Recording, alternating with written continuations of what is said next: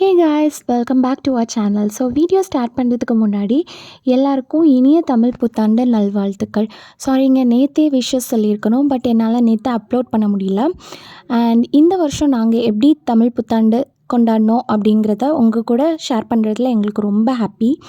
எந்த ஒரு ஃபெஸ்டிவலாக இருக்கட்டும், ஃபர்ஸ்ட்டு நான் பண்ணுற விஷயம் என்னென்னு பார்த்தீங்கன்னா, ஒரு டைரியில் என்னென்ன வேலைலாம் பண்ணணுமோ அதெல்லாம் ஃபஸ்ட்டே நோட் பண்ணிவிடுவேன். ஸோ அந்த வேலை முடிஞ்சதும் அப்படியே ஸ்ட்ரைக் டவுன் பண்ணிவிடுவேன். ஸோ நெக்ஸ்ட் என்னோடய மார்னிங் ஸ்கின் கேர் ரொட்டீன்லாம் முடிச்சுட்டு ஒரு லாங் பெண்டிங் ஒர்க்கை முடிச்சிடலாம் அப்படின்னு யோசித்தேன். அதாவது மேக்கப் ப்ரஷஸ் க்ளீனிங். ஸோ எனக்கு மேக்கப் போட்டுக்கிறது ரொம்ப பிடிக்கும். எந்த அளவுக்கு எனக்கு மேக்கப் போடுறது பிடிக்குமோ அந்த அளவுக்கு பிடிக்காத ஒரு வேலை என்னென்னா இந்த ப்ரஷஸ் வந்துட்டு க்ளீன் பண்ணுறது தான். ஸோ அதுக்காகவே நான் வந்துட்டு மேக்கப் ப்ரஷ்லாம் வந்துட்டு யூஸ் பண்ணாமலே வச்சுருந்தேன். ஸோ 1-2 ப்ரஷஸ் வந்து யூஸ் பண்ணிவிட்டு பண்ணாத ப்ரஷ் கூடவே சேர்த்து போட்டுட்டேன். ஸோ அதுக்கப்புறம் எனக்கு வந்து எந்த ப்ரஷ் யூஸ் பண்ணோம், எந்த ப்ரஷ் யூஸ் பண்ணலாம் அப்படின்னு கன்ஃபியூஷன் ஆயிடுச்சு. ஸோ ஐ தாட் எல்லாத்தையும் வந்துட்டு எப்படியாவது க்ளீன் பண்ணிடலாம் அப்படின்னு நினச்சேன். ஸோ அதுதான் பண்ணிகிட்ருக்கேன். ஸோ ப்ரஷஸில் கழுவுறதுக்கு நான் கொஞ்சம் ஃபேஸ் வாஷ், அது கூடவே கொஞ்சம் மேக்கப் ரிமூவரை ஆட் பண்ணி ஒரு 3 மணி நேரம் நல்லா ஊற வச்சுருவேன். 3 மணி நேரத்துக்கு அப்புறம் அந்த ப்ரஷஸை வந்துட்டு எடுத்துகிட்டு நல்லா அந்த சோப்லாம் போகிற வரலையும் நல்லா கழுவிட்டு வெயிலில் காய வச்சு எடுத்துருவேன். So next house cleaning start பண்ணிட்டோம். ஸோ எந்த வருஷமும் சீக்கிரமாக வேலையை ஆரம்பித்து சீக்கிரமாக முடிச்சுட்டு சீக்கிரமாக தூங்கணும் அப்படின்னு யோசிப்போம். ஆனால் அது என்றைக்குமே நடந்ததில்லை. ஸோ இந்த வருஷமும் அப்படி தான் யோசித்தோம். ஆனால் இந்த வருஷமும் அப்படி நடக்கலை. லேட்டாக தான் எல்லா ஒர்க்கும் முடிஞ்சது. நாங்கள் தூங்குறதுக்கே ரொம்ப லேட் ஆகிடுச்சு. ஸோ வேலை ஸ்டார்ட் பண்ணுறப்போ ரொம்ப பிரிஸ்காக இருக்கும். வேலைலாம் கடகடன்னு பண்ணிகிட்டே இருப்போம். கொஞ்சம் டைம் ஆக ஆக பாடியெல்லாம் ரொம்ப டயர்டாகும். வேலையும் ரொம்ப ஸ்லோவாக போயிட்டே இருக்கும். ஸோ அதுலேயும் இந்த சம்மர் வந்துட்டு ரொம்ப ஹார்ஷாக இருக்குது. வேலை செய்யாமல் சும்மா இருந்தாலே ரொம்ப டயர்டாக இருக்குது. அதுலேயும் வேலை செய்கிறப்ப ரொம்ப டயர்டாக இருந்தது. அதனால் உட்காந்து தான் எல்லா வேலையும் பண்ணோம். ஸோ அதனாலவே வேலையெல்லாம் முடிக்கிறதுக்கு ரொம்ப டைம் ஆகிடுச்சு. எந்த ஒரு விசேஷம் வந்தாலும் வீட்டிலலாம் நிறைய வேலை இருக்கும். ஸோ எங்கள் வீட்டில் எப்பயுமே நாங்கள் வேலைகளை வந்துட்டு ஷேர் பண்ணி தான் பண்ணுவோம். ஸோ எந்த வருஷமும் வீடு க்ளீன் பண்ணுறது என்னோடய டிபார்ட்மெண்ட் தான். ஸோ எனக்கு வந்துட்டு நான் க்ளீன் பண்ணால் தான் வந்துட்டு சாட்டிஸ்ஃபைடாக இருக்கும். ஸோ அதனால் நான் எப்பயுமே நான் தான் பண்ணுவேன். ஸோ அதே மாதிரி பூஜை ஐட்டம் க்ளீன் பண்ணுறது எல்லாமே அம்மா தான் பண்ணுவாங்க. ஸோ அம்மாவுக்கு வேறு யார் பண்ணாலும் பிடிக்காது. அம்மா பண்ணால் தான் அம்மாவுக்கு சாட்டிஸ்ஃபைடாக இருக்கும். அவ்வளோ தேய்ச்சி பண்ணுவாங்க. நான் அந்த மாதிரிலாம் பண்ண மாட்டேன். அதே மாதிரி அது கழுவுறதுக்கு முன்னாடி நான்வெஜ் சாப்பிட்ருக்கக்கூடாது, குளிச்சுட்டு சுத்தமாக தான் பண்ணணும் அப்படிலாம் எக்ஸ்பெக்ட் பண்ணுவாங்க. ஸோ நான் வந்துட்டு நீங்களே பண்ணுங்கள் அப்படின்னு சொல்லி அம்மாக்கிட்ட அதை விட்டுடுவேன். ஸோ இந்த வாட்டி அம்மாவுக்கு வந்து அண்ணியும் ஹெல்ப் பண்ணாங்க. ஸோ அவங்க 2 பேரும் வந்துட்டு பூஜை ஐட்டம்லாம் க்ளீன் பண்ணி பூஜை ரூமை வந்துட்டு ரெடி பண்ணிகிட்டு இருந்தாங்க. ஸோ பூஜை ரூமில் ரெடி பண்ணி முடிக்கவே டைம் 8 கிட்ட ஆயிடுச்சு. நாங்கள் அதுக்கப்புறம் தான் வந்துட்டு கோலம் போடவே ஸ்டார்ட் பண்ணோம். ஸோ நான் கோலம் போட மாட்டேன், அண்ணி தான் கோலம் போடுவாங்க. ஸோ நான் முன்னாடிலாம் வந்துட்டு ஒரு வருஷத்தில் 3 நாள் கோலம் போடுவேன். அதாவது தீபாவளி, பொங்கல் அண்ட் திருக்கார்த்திகை 3 நாள் தான் நான் கோலம் போடுவேன், கலர் பொடிலாம் போட்டு. ஸோ ஒருத்தவங்க வருஷத்தில் 3 நாள் கோலம் போடுறவங்க எந்த அளவுக்கு போடுவாங்களோ அந்த அளவுக்கு தான் நான் கோலம் போடுவேன். நீட்டாலாம் அவ்வளோவா வராது. பட் அண்ணி சூப்பராக போடுவாங்க. ஸோ இந்த வாட்டியும் அண்ணி தான் கோலம் போட்டாங்க. ரொம்ப சூப்பராக வந்தது. அம்மா எனக்கெலாம் வந்துட்டு ரொம்ப பிடிச்சிருந்தது. ஸோ அண்ணி கோலம் போட்டுட்டு இருந்தாங்க. நான் வந்துட்டு தோரணம் ரெடி பண்ணிகிட்டு இருந்தேன். ஸோ எப்பயுமே கட்டுற மாதிரி சிம்பிளாக இல்லாமல் கொஞ்சம் வித்தியாசமாக தோரணம் ரெடி பண்ணலாம் அப்படின்னு சொல்லிட்டு யூடியூப்பில் பார்க்குறப்ப தான் இந்த மெத்தட் இருந்தது. ஸோ அதை வந்துட்டு பார்த்து ஃபாலோ பண்ணி தோரணம் ரெடி பண்ணேன். ஸோ எனக்கு எப்பயுமே வந்துட்டு கோலம் போடுறத விட கோலம் போடுறத பார்க்குறது ரொம்ப பிடிக்கும். ஸோ அண்ணி கோலம் போடுறத பார்த்துட்டே அப்படியே தோரணம் வந்துட்டு ரெடி பண்ணிகிட்டு இருந்தேன். அண்ணி வந்துட்டு ரொம்ப டெடிக்கேட்டடாக கலர் பொடிலாம் போட்டு சூப்பராக கோலம் போட்டுட்டு இருந்தாங்க. ஸோ அப்போயே யோசித்தேன், இந்த கோலம் வந்துட்டு நைட்டு வரைக்கும் தான் தாங்கும். எப்போ ராமோ வந்துட்டு ஓப்பன் பண்ணி விடுறோமோ வந்துட்டு ஃபஸ்ட்டு வேலை இந்த கோலம் மேலே தான் வந்து படுப்பான் அப்படின்னு. நாங்கள் நினச்ச மாதிரியே அப்படியே தான் நடந்துச்சு. பிகாஸ் அது எந்த வருஷமும் நடக்கும். என்ன கோலம் போட்டாலும் பண்ணுற ஒரே வேலை வந்துட்டு அந்த கோலத்தை வந்து அழிக்கிறது தான். இந்த வாட்டியும் அந்த மாதிரி தான் பண்ணான். ஸோ நாங்கள் வந்துட்டு பெருசாக ஷாக்லாம் ஆகலை. எனக்கு யாராச்சும் கோலம் போடுறத பார்த்தாலே சின்ன வயசு பொங்கல் செலிப்ரேஷன் தான் ஞாபகத்துக்கு வரும். சின்ன வயசில் பொங்கலுக்கு முன்னாடி நாள்லாம் அம்மா நிறைய கோலம் போடுவாங்க. அதாவது ரங்கோலிலாம் போட மாட்டாங்க. அம்மாவுக்கு ரங்கோலிலாம் தெரியாது. பட் கம்பி கோலம்லாம் சூப்பராக போடுவாங்க.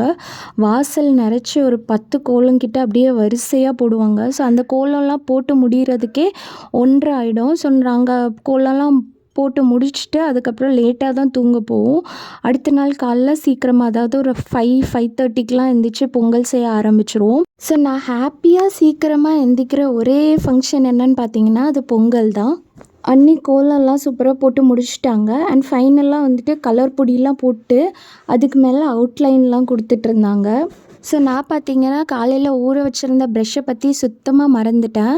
ஸோ எனக்கு அப்போ தான் ஞாபகம் வந்தது. ஸோ நான் தோரணம்லாம் கட்டி முடிச்சுட்டு ப்ரஷ்ஷை தான் வந்துட்டு க்ளீன் பண்ணிகிட்ருந்தேன். ஸோ பைப்பில் கழுவுறதுக்கு முன்னாடியே ஒரு பவுலில் கொஞ்சமாக தண்ணி எடுத்துக்கிட்டு அந்த சோப்பை வந்துட்டு கொஞ்சம் ப்ரஷ்ஷெல்லாம் வந்துட்டு அந்த தண்ணியில் முக்கி எடுத்தேன். கொஞ்சமாவது சோப் போயிடும். அதுக்கப்புறம் நம்ம பைப்பில் காமிச்சு நல்லா அலசிட்டு காய வச்சிடலாம் அப்படின்னு யோசித்தேன். ஸோ கோலம்லாம் போட்டு முடிச்சதுக்கப்புறமா அடுத்த நாள் காலையில் கனி காண்றதுக்காக பழத்தெல்லாம் வந்துட்டு அரேஞ்ச் பண்ணிகிட்ருந்தோம். நாங்கள் ஒவ்வொரு வருஷமும் ஒவ்வொரு மாதிரி தான் அரேஞ்ச் பண்ணுவோம். ஸோ அம்மா வந்துட்டு நிறையா வீடியோஸ்லாம் பார்த்துட்டு இல்லைனா யார்கிட்டையாவது கேட்டுட்டு ஸோ இந்த மாதிரி தான் வைக்கணும், அந்த மாதிரி தான் வைக்கணும் அப்படின்னு சொல்லிகிட்டே இருப்பாங்க. ஸோ எந்த வருஷமும் வந்துட்டு நாங்கள் மாற்றிட்டே தான் இருப்போம். ஸோ இந்த வருஷம் வந்துட்டு இந்த மாதிரி தான் அம்மா வைக்கணும் அப்படின்னு சொன்னாங்க. ஸோ அது மாதிரி தான் வச்சுருக்கோம். ஸோ நீங்கள் எந்த மாதிரி ரெடி பண்ணுவீங்க, எந்த பொருளை முக்கியமாக அதில் வைப்பீங்க அப்படிங்கிறத கமெண்ட் பண்ணுங்கள். ஸோ தட் நெக்ஸ்ட் இயர் வந்துட்டு நாங்கள் அதே ஃபாலோ பண்ணுவோம். ஸோ இது எல்லாமே முடிக்கவே டைம் வந்துட்டு 11:30 ஆயிடுச்சு. பட் நாங்கள் காலையிலே வந்துட்டு ஒரு 6 மணிக்கெலாம் எந்திரிச்சிட்டோம். காலையில் எந்திரிச்சதும் ஃபஸ்ட்டு வந்துட்டு இந்த பழத்தை தான் பார்த்தோம். அண்ட் நாங்கள் எக்ஸ்பெக்ட் பண்ண மாதிரியே ராமு வந்து கோலத்தை அழிச்சிட்டான். கோலத்தை அழிச்சிட்டு அது பக்கத்துலேயே தான் உட்காந்துட்டு இருந்தான். ஸோ எந்த வருஷமும் இந்த மாதிரி தான் நடக்கும். ஸோ அவன் கண்டிப்பாக கோலத்தை அழிப்பான்னு தெரிஞ்சும் நாங்கள் வந்துட்டு நைட்டெல்லாம் உட்காந்து கோலம் போடுவோம். நான் இங்கே எக்ஸ்பெக்ட் பண்ண மாதிரி அவனும் கோலத்தை அழிச்சிருவான். ஸோ இந்த வருஷமும் அதே தான் நடந்திருந்தது. ஸோ இந்த வருஷம் ஆர்டிஸ்ட் அப்படிங்கிற மாதிரி கோலத்தை அழிச்சிட்டு அது பக்கத்தில் நான் தான் அழித்தேன் அப்படிங்கிற மாதிரி உட்காந்துட்டு இருந்தான். ஸோ அம்மா ரெகுலராக ஒரு கோயிலுக்கு போவாங்க பக்கத்துலேயே. ஸோ அந்த கோயிலுக்கு தான் அம்மாவும் அண்ணியும் 5:00 போயிட்டாங்க. ஸோ நான் அந்த கோயிலுக்கு போகல. ஒரு 6:00 தான் நான் எந்திரிச்சிட்டு ரெகுலராக நாங்கள் வந்துட்டு கொஞ்ச நேரம் வெளியே வந்து டைம் ஸ்பெண்ட் பண்ணுவோம். ஸோ அதுதான் நாங்கள் 2 பேருமே பண்ணிகிட்ருந்தோம். ஸோ நாங்கள் எல்லோரும் சேர்ந்து ஒரு 10:30 அந்த டைமில் சுசீந்திரம் போகலான்றது தான் பிளானாக இருந்துச்சு. சுசீந்திரமில் வந்து கனி காண்றது வந்துட்டு ரொம்ப ஃபேமஸ். அங்கே வந்துட்டு சூப்பராக அந்த பழம், காய்கறிலாம் அரேஞ்ச் பண்ணி வச்சுருப்பாங்க. ஸோ அதை பார்க்குறதுக்கே நிறைய கூட்டம் வரும். ஸோ அதை பார்க்குறதுக்கு தான் நாங்கள் வந்துட்டு நான் போகலாம் அப்படின்னு நினச்சிட்டு இருந்தேன். ஸோ 10:30 அந்த டைம் தான் நாங்கள் சுசீந்திரத்துக்கு கிளம்புனோம். ஸோ சுசீந்திரம் கோயிலில் இந்த மாதிரி தான் வந்துட்டு பழத்தெல்லாம் அரேஞ்ச் பண்ணி வச்சுருந்தாங்க. ரொம்ப சூப்பராக இருந்துச்சு. செம்ம கூட்டம். நிறைய கேரளாவிலருந்துலாம் நிறைய பேர் இங்கே வருவாங்க இதெல்லாம் பார்க்குறதுக்கு.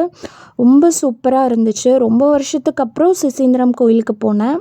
அண்ட் இங்கே எல்லா கோயில்லையும் இந்த மாதிரி பழத்தெல்லாம் அரேஞ்ச் பண்ணி வச்சுருப்பாங்க அப்படின்னு சொல்லுவாங்க.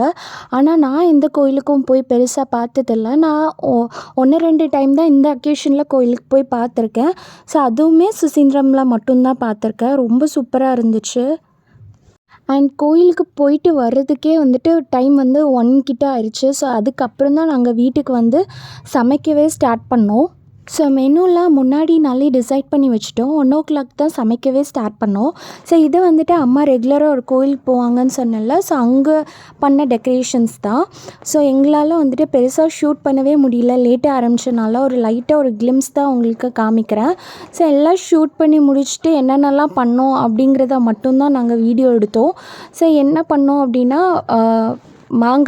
மாங்காய் ஊறுகாய், அப்புறம் ரைஸ், அதுக்கப்புறம் வாழைக்காய் ஃப்ரை, அதுக்கப்புறம் அவரைக்காய் தோரன், அப்புறம் பொட்டேட்டோ அண்ட் காலிஃப்ளவர் மசாலா, அப்புறம் சாம்பார், அதுக்கப்புறம் ரசம் அண்ட் டெசர்ட்க்கு வந்துட்டு அடை பாயசம் பண்ணியிருந்தோம். ஸோ இதுதான் எங்களோட மெனு.